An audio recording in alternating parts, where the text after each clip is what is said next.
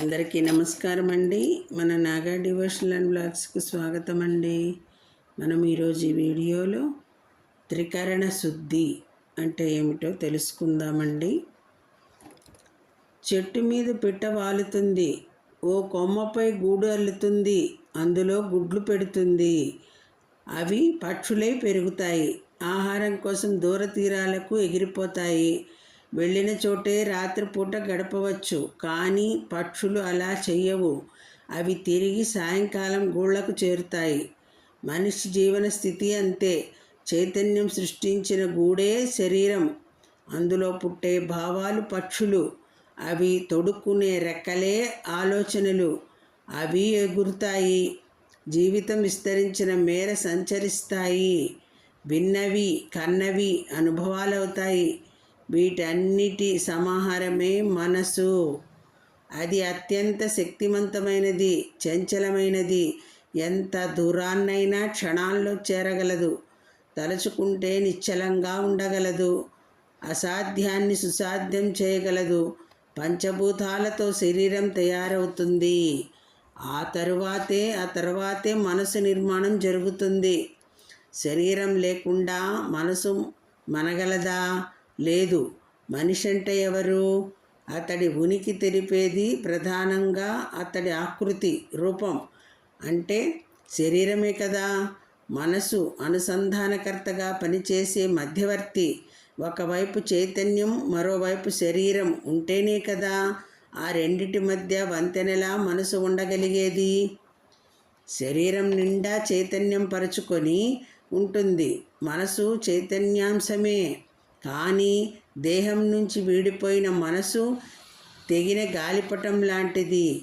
దాని పయనం అగమ్యగోచరం. వీధుల్లో అక్కడక్కడా అర్థం లేకుండా తిరిగే పిచ్చివాళ్ళని గమనించండి.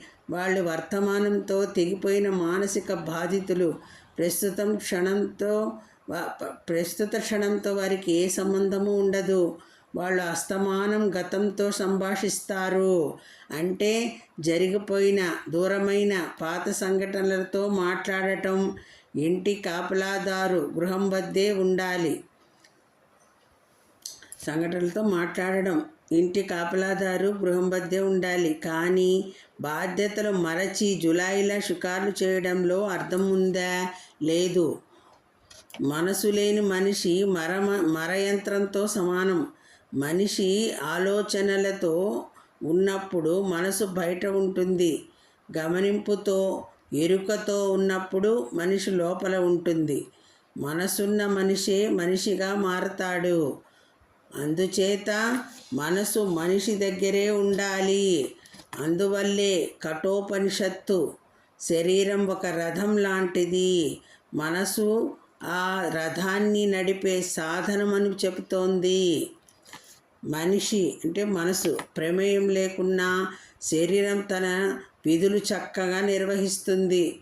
లయ తప్పకుండా గుండె కొట్టుకుంటుంది. ఊపిరితిత్తులు శ్వాసక్రియలు జరుపుతూ ఉంటాయి.